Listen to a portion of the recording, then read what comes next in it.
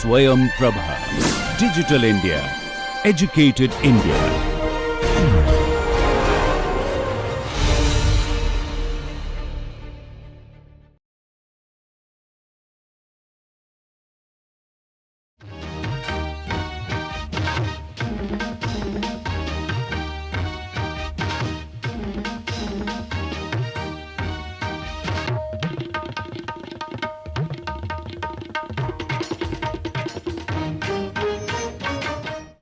Welcome.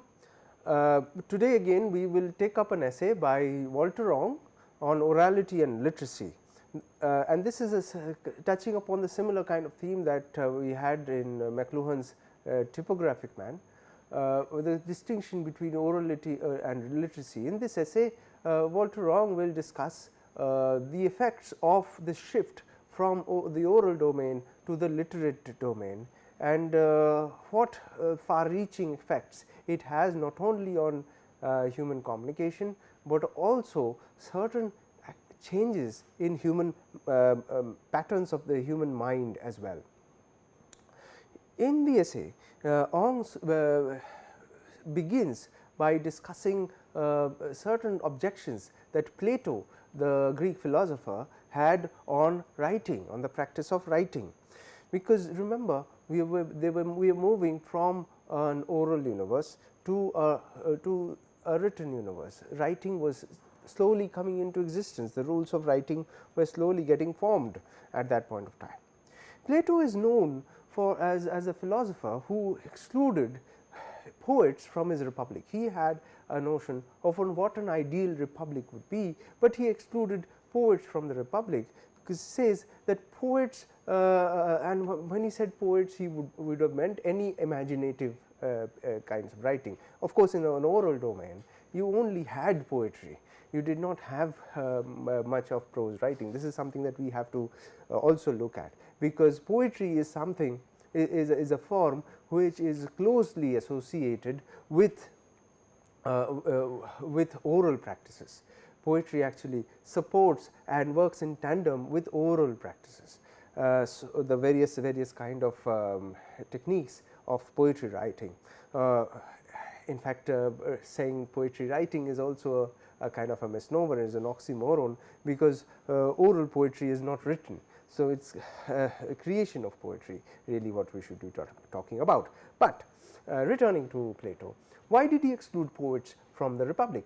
He said that poets exist in the level of imagination. They do not exist in a domain which is tied to the real universe, but it exists in the imaginative domain, and therefore it actually does not, poets do not actually exist, do not practice analytical forms of discourse, argumentative forms of discourse. Now, there is a fallacy in this argument that Plato is making, which is something that we will see, because what Plato does not, and there is this disjunction and a certain contradiction between Plato's exclusion of poets from the republic and his objections to writing. I will come to that point in a moment. What were his objections to writing? He says that it is a mechanical way, and he says an inhuman way of processing knowledge, because remember, writing externalizes it. Writing is established outside the mind, and therefore he says it weakens the mind, okay, in that sense, because it is destructive of memory, okay. Because when we are in an oral universe, we learn something, we do so within the body, within the self, within the mind, right.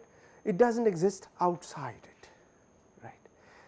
So, the articulation is inhuman in the sense it is non-human, right? It is a more mechanical articulation, and this destruction of memory is looked upon with great suspicion, because that would mean that the knowledge which actually stems without an internalization, it would be an articulation of something that is written on a piece of paper or a scroll, which I can read, and it would be a very superficial sort of process, right, and therefore, it weakens the mind, because the mind is not getting exercised. Because one of the things that gets associated, as I had pointed out in the previous lectures, that one of the things that get associated with learning is memory, that to know a certain text by heart, a certain piece, a literary piece by heart, is looked upon as a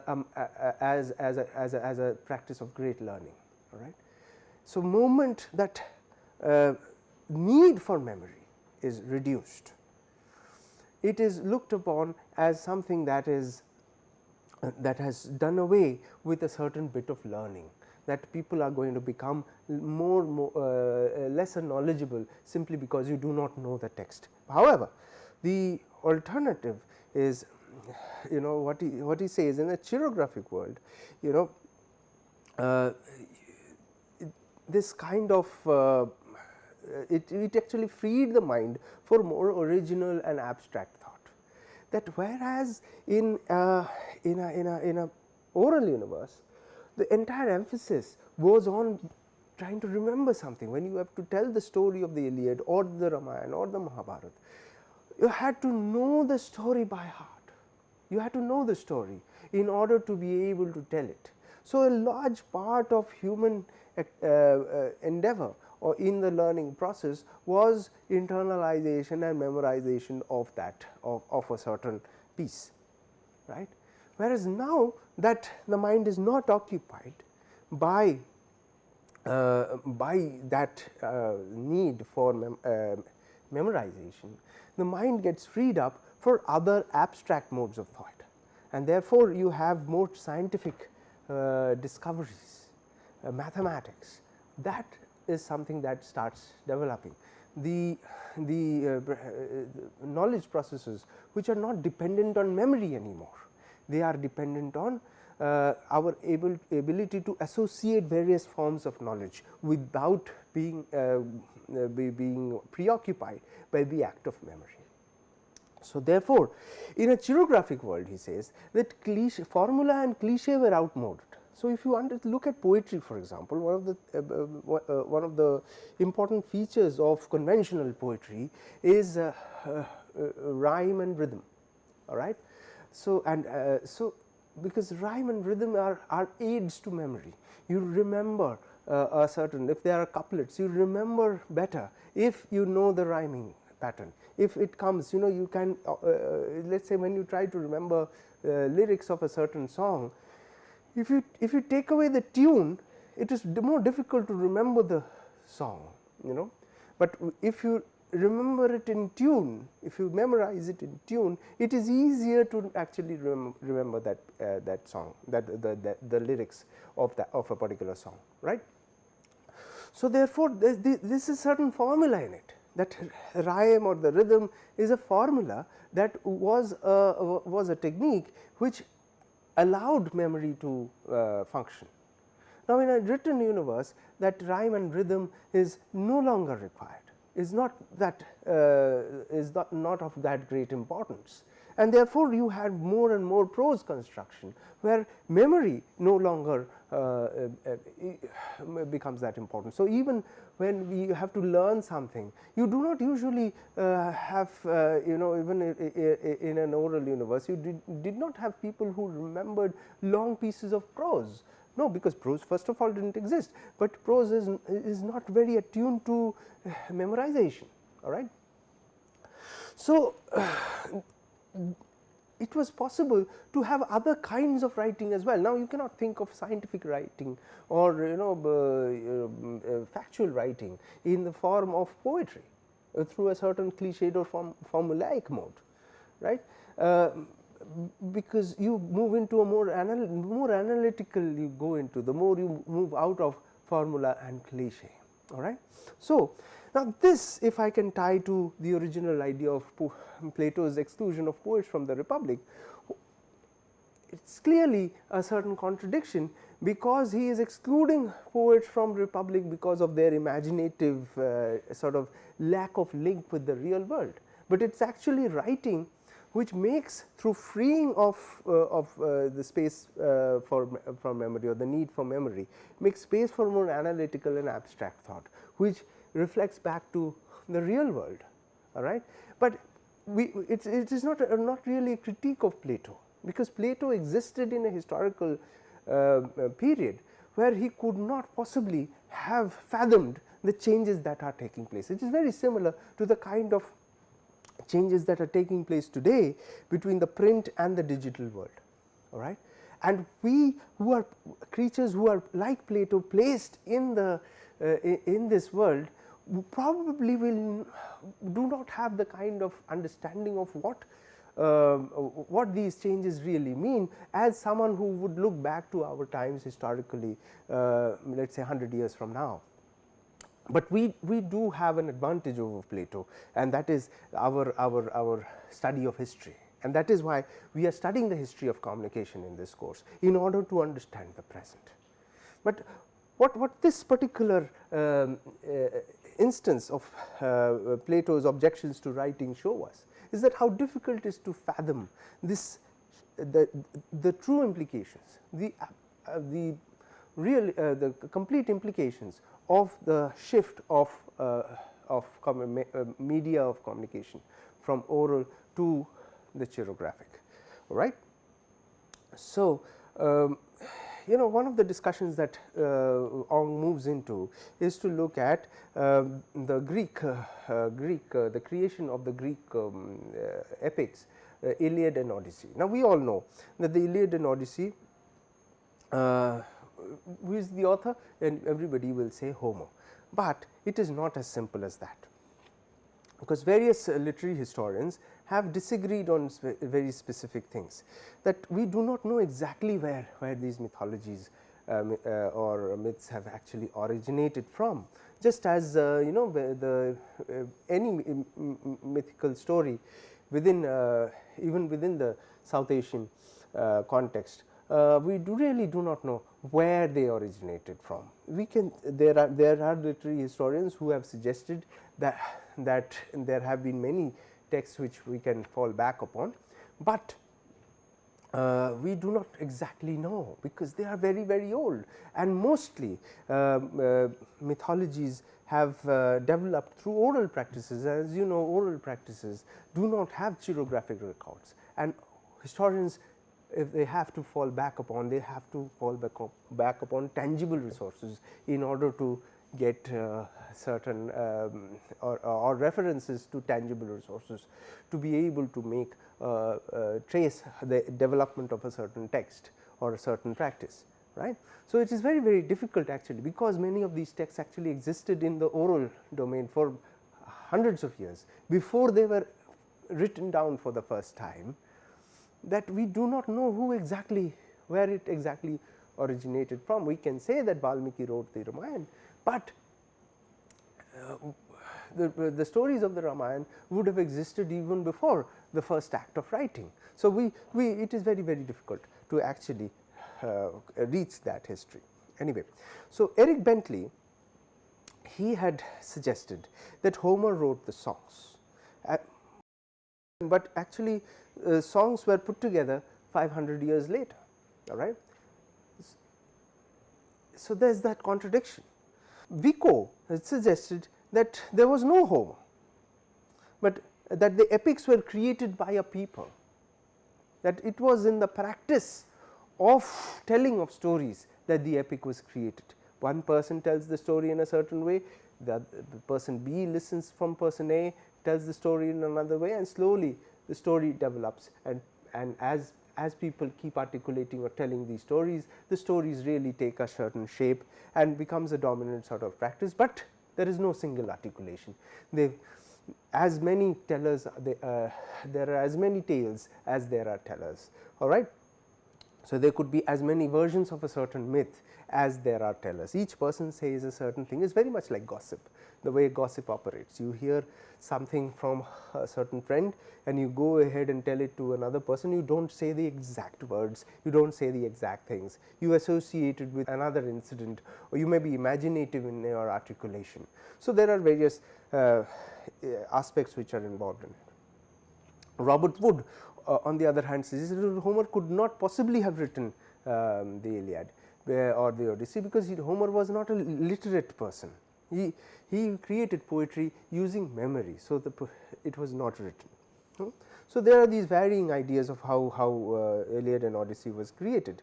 19th century analysts suggested that epics were combinations of earlier poems and fragments, that for these poems and fragments, these songs existed earlier and they were only brought together and combined. Even if you look at some of the stories in the Ramayana and Mahabharata, within that you would find that there are certain stories which can be told separately.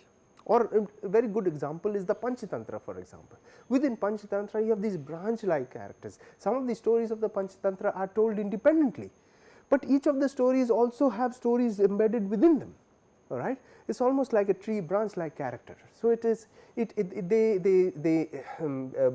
stories, they move about, they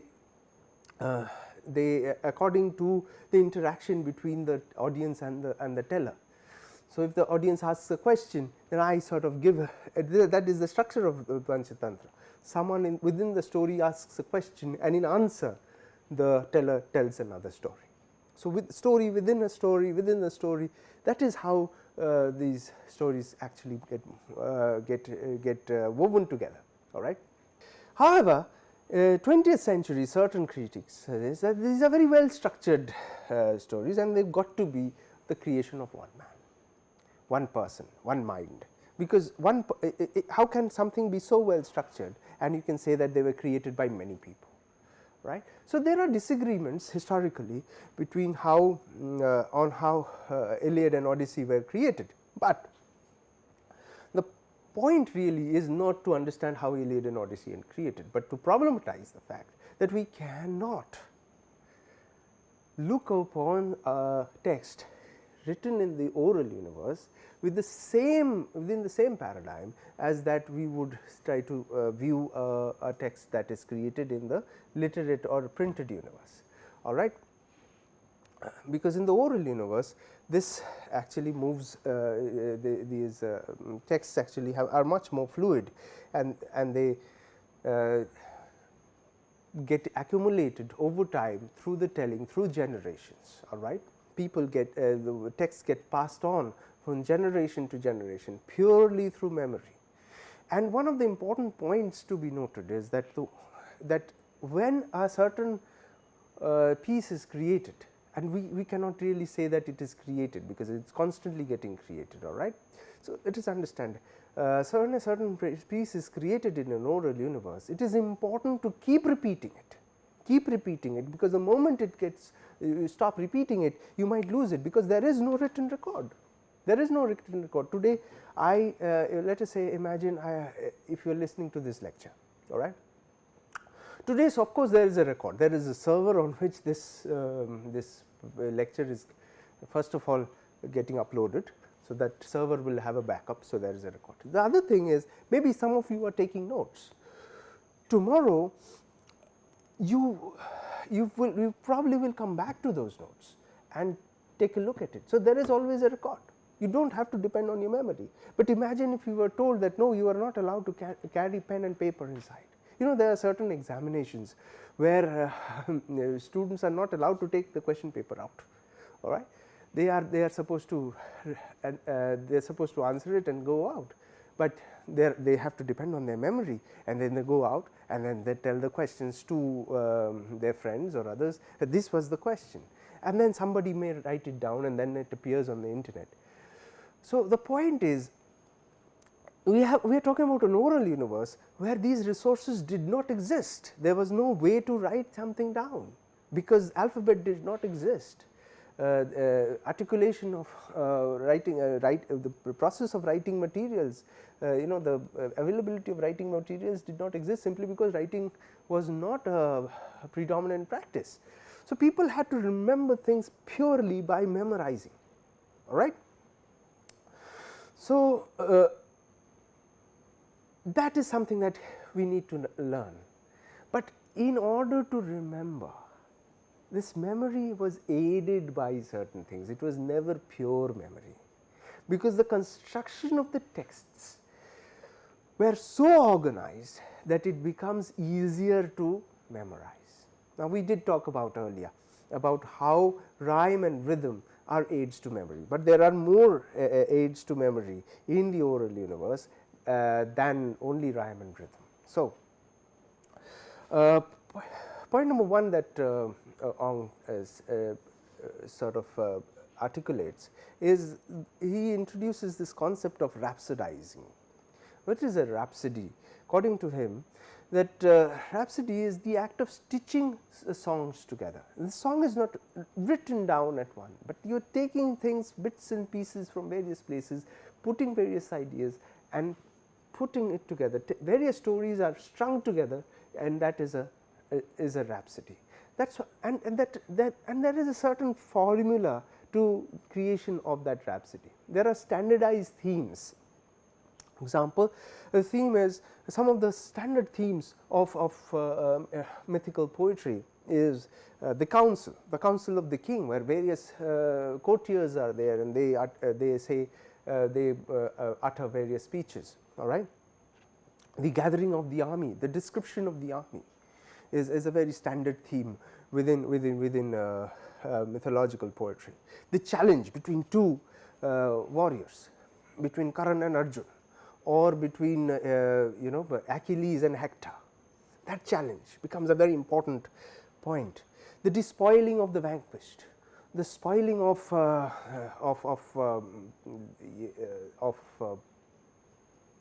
Hector's body. Achilles, when he defeats Hector, he takes Hector's body, carries it around the chariot all across the battlefield, in order to sort of show the anger and to demean his opponent. All right. The description of the hero's shield, it's Achilles' shield. There's a great amount of description of his shield in the Iliad. Similar to, let us say, the bow in the Ramayana would be articulated and described. Now, these descriptions are formulaic. There are certain things which poets should be able to remember. If we were to use, so what are the things that they have to enumerate? They would immediately remember, okay, I have to talk about the color, we have to talk about the shine, we have to talk about the various inscriptions, and that becomes an aid to a kind of an inventory which aids the memory. If there is a formula, you do that. Then there are other kinds of formulaic which is important. Like, for example, the description of a sunset. Now, the description of a sunset is a template. Our description of an elephant, it could be any elephant. When I have to describe an elephant, I would have a standard description of an elephant in my mind, and I would utter it before the audience, put it at the correct context in a particular story. I do not have to remember a specific description of an elephant. And while I am articulating, while I am telling the story, I can change the description a little bit. If the audience is liking the description, I heighten it a little bit. Maybe I speak about the elephant a little longer. I can tell various other kinds of stories associated with elephant. Maybe I will branch out and tell the story of another elephant, heroic elephant, and come back to it. These kind of movement in and out of narratives, in and out of descriptions, is something that is characteristic of oral poetry and oral narratives. The other important point is the formulaic in the oral mythological storytelling is stylized language. And stylized language is because, when I am telling the story, I am trying to grab the audience's attention. I am seeing whether people are listening to me intently, or they are sort of showing signs of disinterest, and therefore my language has to be something that impresses upon people. It cannot be normal everyday language. Another reason why normal everyday language is not used also is many of the times these mythological stories are speaking about gods and goddesses, and gods and goddesses won't speak in ordinary language. So, it is a very different sort of archaic kind of language, or a very elevated form of language, and language which is not of everyday use, that is used. And this is a language that gets generated, it is not an individual language, this is a language that gets generated by generations of poets, which passed on from one generation to another through memory and articulation. So, I hope you have got this idea that the memory that is there within the oral domain is not a kind of photographic memory, is not the same kind of memory as that which exists on a hard drive. In a hard drive you put a file, it is supposed to exist in exact iteration, but this is a memory in the oral form which